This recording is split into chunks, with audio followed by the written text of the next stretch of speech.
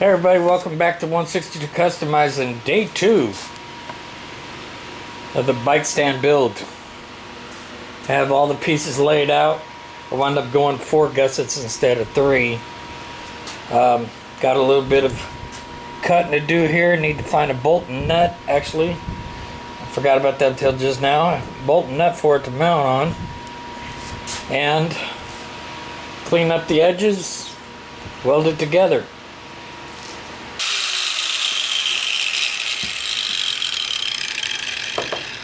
Alright, wanted to show you a little bit of something.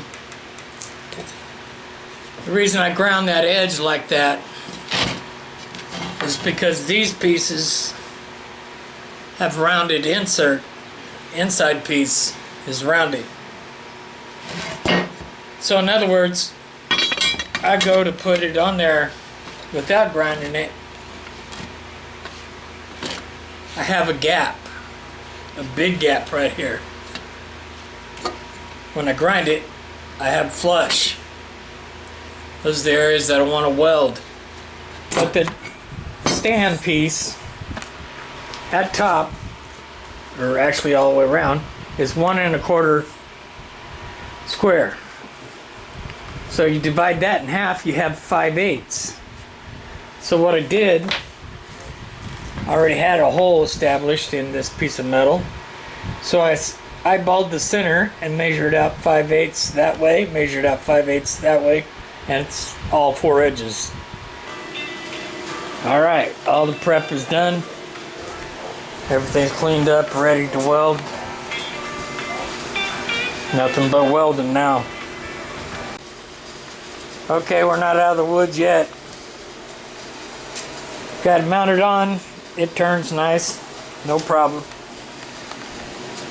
The only thing is, it's a little bit wobbly. And the reason being, I forgot all about it until I started putting it on there, and I remembered back when I was a kid taking kickstands off bikes, how that plate right there where the kickstand mounts to has a lip in the front and back to keep the kickstand from going sideways. I totally forgot about that until I went to go mount this up. Okay, so as I said earlier, the kickstand plate has a lip on it on both sides. That's to keep the kickstand from twisting, keep it stationary. What I'm going to do is I'm going to take, I dug around in my scrap metal piles, came up with this piece of scrap metal. It's the same thickness as that lip over there. And I'll take some cutout, or file paper I should say, not cutout, file paper. Cut it out where it'll fit in there. Transfer it to the metal. Then weld it to the top of this. So I wanted to show how I'm making this pattern. I put it in place, used my finger to mark the edge I need to cut. So right now I'm just going to cut it straight across there, and then I'll worry about these outside edges. Okay, so I cut it. It's got a little bit of slop in it, but I'm figuring, well, trust me, I've learned this in the past. When you go to do your pin mark around the outside edge, you'll make up for that slop when you go to transfer it to the metal. So anyway, that's the reason for that. Now we got angled edges right here on the ends. Just going to put it in place. Fold it down, press on it. Ah, shoot. Come on now. Alright. Fold it down, press on it. That tells me where I need to make my cuts there. So just use a regular screwdriver. Make sure I got it in the place I want it.